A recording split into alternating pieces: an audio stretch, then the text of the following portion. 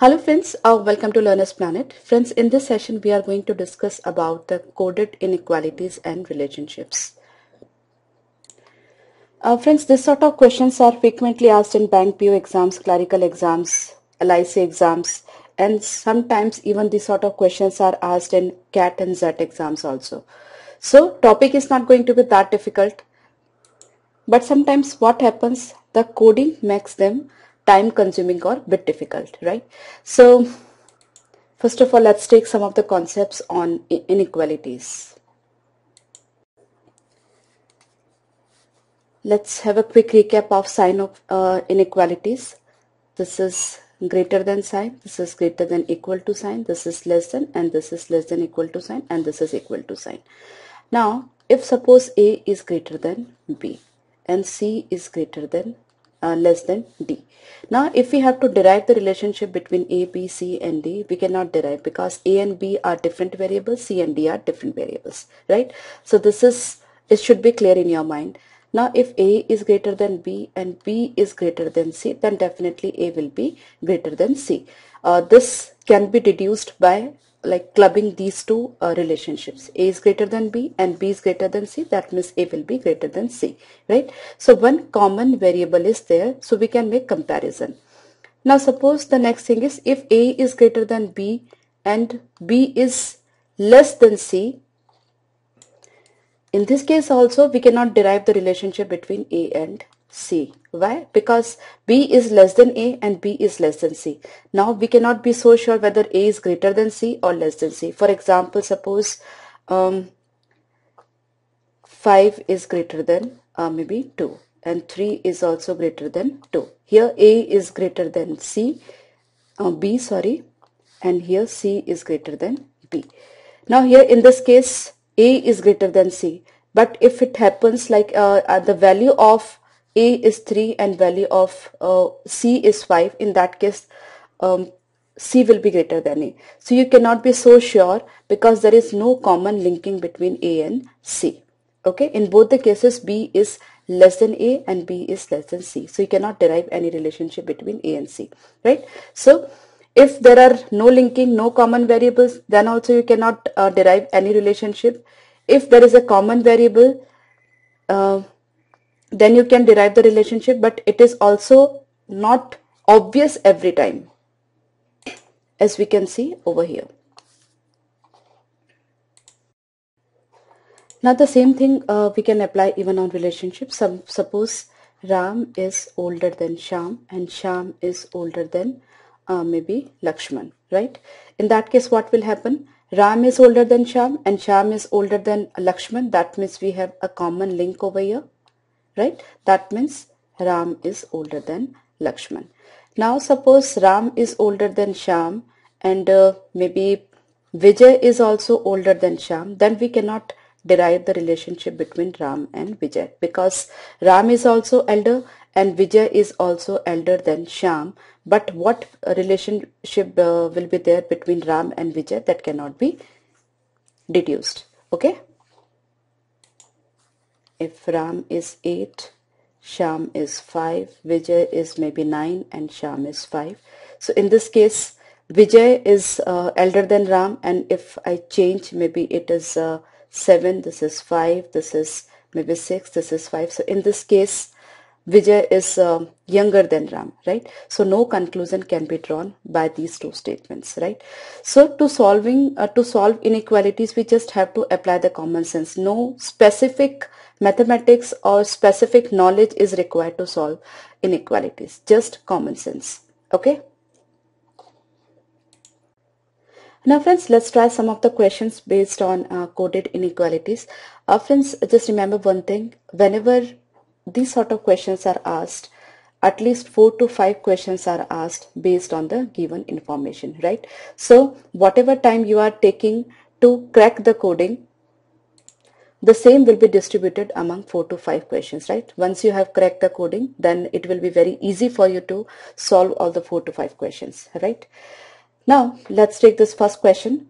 In the following questions, the symbol, 4-5 symbols we are given are P at Q means P is greater than Q, P at underline Q means P is either greater than or equal to Q. First of all, what we do is we convert them to our regular symbols that we are using, right? So that means P is greater than Q. Here P is greater than equal to Q. P is equal to Q. P is less than Q, and P is less than equal to Q, right? Now this is the statement and this is the conclusion. Now we have to verify whether the statement, which of the conclusion is true. So first of all, what we do is we convert them, these symbols to our symbols which we use, right? It's A is at the rate means greater than Q. So it's A is greater than B.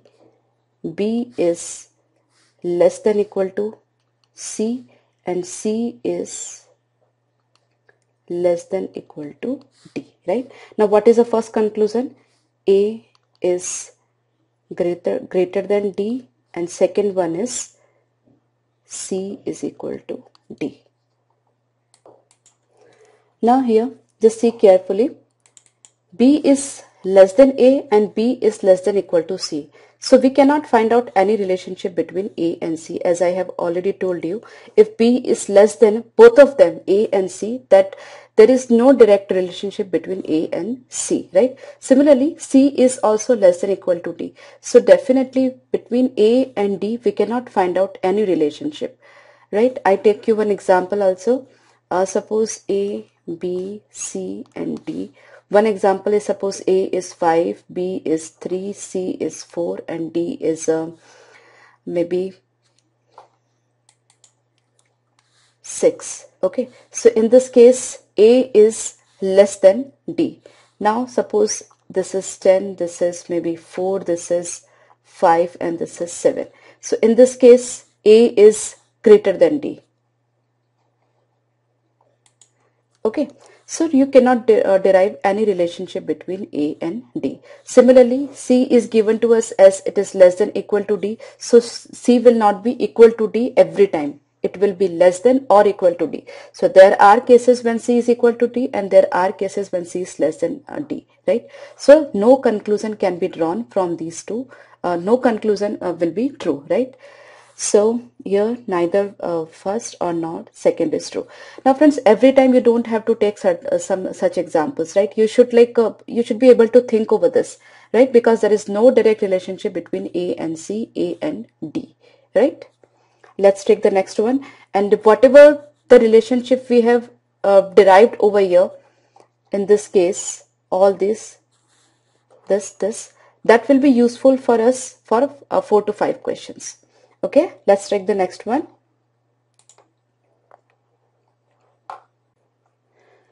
Now in this case statement is L is less than equal to K, M is less than N and K is equal to M. So these three statements are given and the conclusion is N is greater than L and K is less than equal to N. Now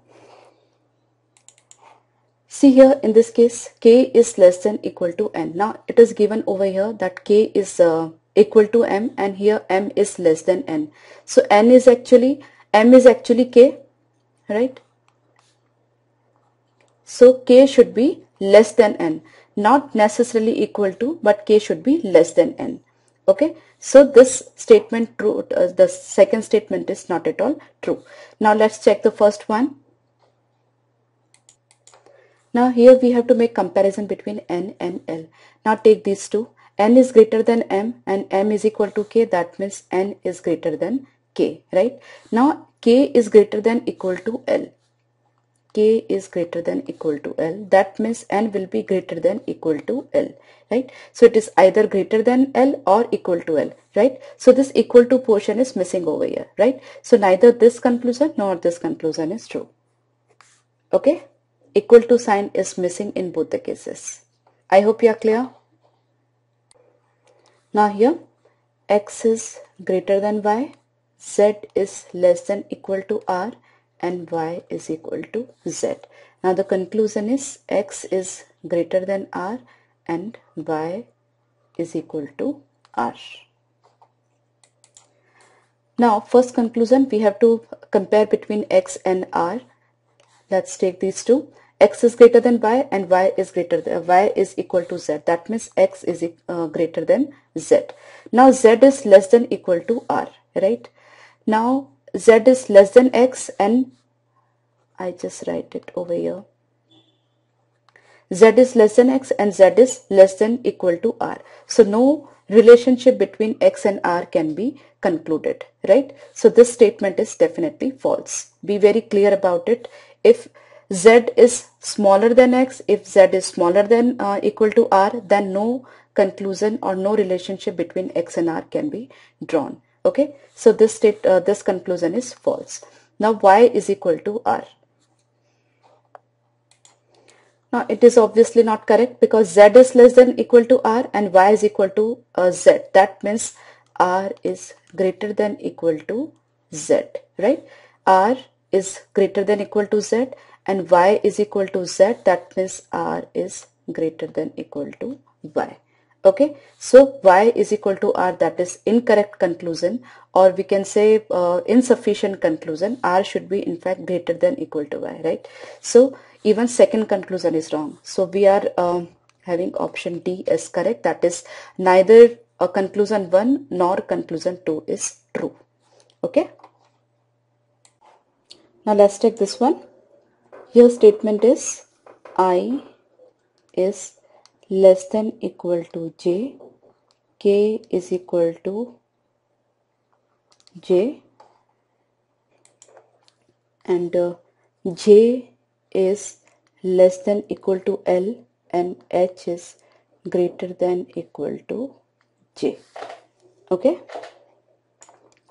so these are the statements. Conclusion is j equal to L and the conclusion 2 is I is less than equal to h. Okay,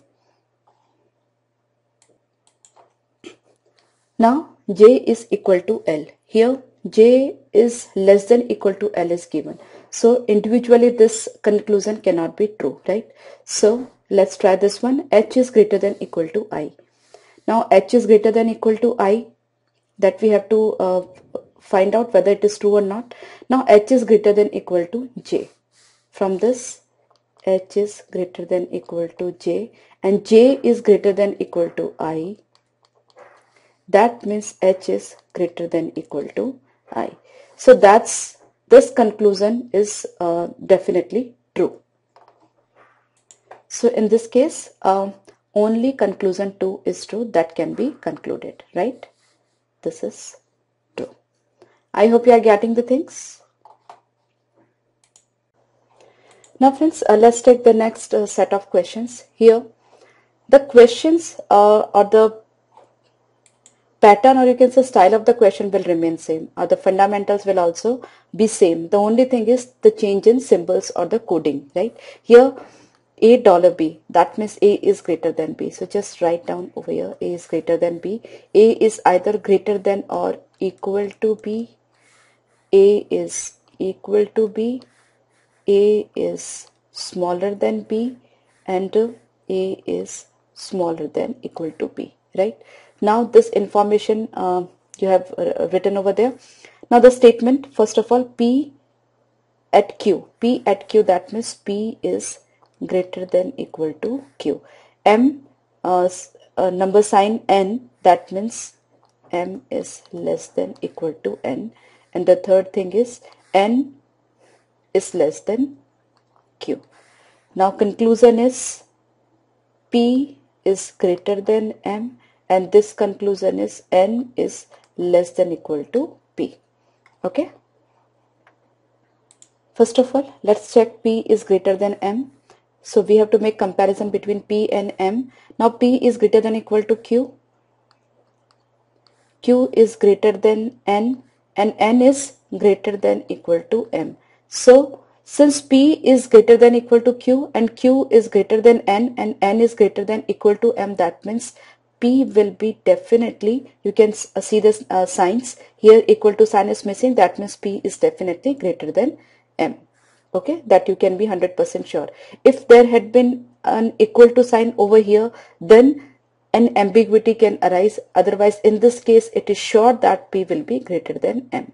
Okay, so that's conclusion is true. Now let's make the comparison between N and P. Now P is greater than equal to Q and Q is greater than N. That means N will never be equal to Q. If N is not equal to Q, then P will always be greater than N, right? So from these two, because Q is greater than N and P is greater than equal to Q. So at max what can happen? P can be equal to Q. So if at all P is equal to Q, then also P will be greater than N. In no case P will be greater than equal to N, right? So this equal to sign is not justified, and because of that this conclusion, the second conclusion, is not true, right? You friends, you should be very clear about each and every small things, because these small things can take you to the negative marking, right?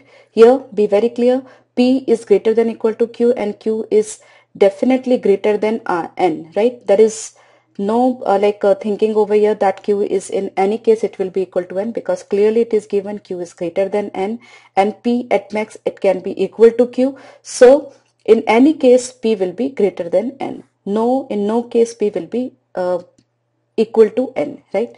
So conclusion 2 is not true, only conclusion 1 is true, right? So in according to that, option A is correct. Okay, now let's take the next one. D is, here the statement, let's write D is less than X, F is greater than equal to Y, and D is greater than F. Okay, these three are the statements. Conclusion is X is greater than equal to Y, this @ sign, and Y is less than equal to D. Okay, now let's first check the first conclusion, X and Y. So we have to derive the relationship between X and Y. Now according to this, X is greater than D, D is greater than F, right? And F is greater than equal to Y. So obviously X will be greater than Y. Not equal to sign will not be there. X will be only greater than Y. So this conclusion 1 is not true. Now D is greater than equal to Y. Now D is greater than F and F is greater than equal to Y. That means D will obviously be greater than Y. No scope for equal to sign, right? So D is greater than equal to Y. That is also wrong, because D is greater than F. So in no case D will be equal to F, and F is at max it can be equal to Y, but in that case also D will be still greater than Y, right? No scope for this equal to sign. Okay, so none of the conclusion is true. I hope you are getting me. Now this one, M is less than P, S is greater than T, and M is greater than equal to T, right? Now this is S is equal to M and this is T is smaller than P. Now here we have to make the comparison between S and M. Now just see carefully. S is greater than T, that means T is less than S and T is simultaneously less than equal to M. So between S and M no relationship can be drawn. Okay, so no common term, that means the common term is not giving the clear-cut indication. So S and M no clear relationship can be derived. Now here T and P. Now we just have to extend this. T is less than S and T is less than equal to M and M is less than P, right? So obviously T will be less than P in any case. At max T can be equal to M, still M is less than P, so T will always be less than P. So this conclusion is true, right? So friends, you might have observed that problems or the questions are not at all difficult, just bit practice is required, right? The first step is you convert the symbols into the normal signs that we are using already using so far.